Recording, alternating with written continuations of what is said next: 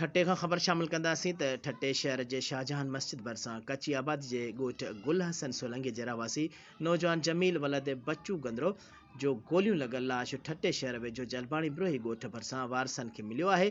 ॿुधाए पियो वञे त संदन क़ीमती कबूतर चोरी थी विया हुआ, जंहिंजी वापसी लाइ गुलाम मोहम्मद उर्फ़ गुलामू बिरोही खां आहिनि कबूतर वापसि कराइण लाइ भुंग घुरियो, जेको भुंग ॾियण लाइ जमील गंदरो वटसि वियो, जंहिंजो लाश खेनि ॻोठ भरिसां मिलियो आहे, जंहिंखे गोलियूं हणी क़तलु कयो वियो आहे। हुननि चयो त संदन कंहिं सां बि दुश्मनी नाहे, साणनि वॾो ज़ुल्म थियो आहे। हुननि घुर कई त साणनि इंसाफ़ करे संदन नौजवान जे क़ातिलनि खे कैफ़र किरदार ताईं पहुचायो वञे। मक़तूल जे वारसनि जनाज़ो खणी ठट्टो सजावल मकली बाईपास रोड ते रखी धरणो हणी इंसाफ़ जो मुतालबो कंदे क़ातिलनि जी गिरफ़्तारी जी घुर कई।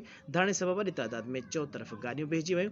ॿिए तरफ़ जमील गंदरो सां गॾु वियल संदसि दोस्त मोहम्मद रमज़ान उर्फ़ बच्चू चौहान जो चवणु हो त हू गुज़िरियल राति जमील गंदरो सां गॾु गुलाम मोहम्मद उर्फ़ गुलामू बिरोही वटि विया हुआ चोरी थियल कबूतरनि जो भुंग ॾियण लाइ, जिते ओचितो मथनि पुलिस चढ़ाई करे गुलाम मोहम्मद उर्फ़ गुलामू बिरोही खे गिरफ़्तार करे वरितो, जॾहिं त जमील गंदरो फ़रार थियण जी कोशिश कई, जंहिंखे पिणु पुलिस गोलियूं हणी क़तलु कयो आहे।